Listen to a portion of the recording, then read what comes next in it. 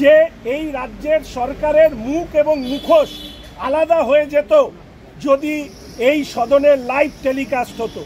গতকাল মাননীয় বিরোধী দলনেতা তিনি যা বলেছেন, আজকে আমরা আপনাদের সামনে আবার বলছি, উনি যা বাইরে দাঁড়িয়ে বলেছেন, যা বলেছেন ঠিক বলেছেন।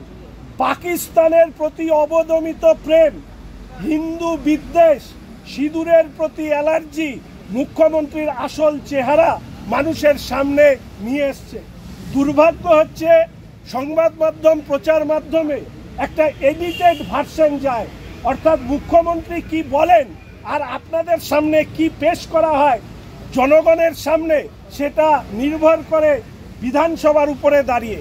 আপনারা এত সাংবাদিক বন্ধু আছেন, কালকে যে ভাষায় মুখ্যমন্ত্রী অগ্নিমিত্রাজিকে আক্রমণ করেছেন, পহেলগাঁও নিয়ে বলেছেন যে নির্বাচনের জন্য পহেলগাঁও করানো হয়েছিল, এই ভাষা কার ভাষা? এই ভাষা পাকিস্তানের ভাষা। পাকিস্তানের কূটনৈতিকভাবে তারা কি কি পেয়েছে সেটাকে রেকর্ড করিয়ে বিধানসভার মধ্যে আজকের দিনে দাঁড়িয়ে মানুষ এই প্রশ্ন তুলতেই পারে যে উনি আসলে ভারতের নাগরিক হয়ে ভারতবর্ষের পাসপোর্ট সাথে রেখে উনি কি মনে পাকিস্তানি প্রেমী?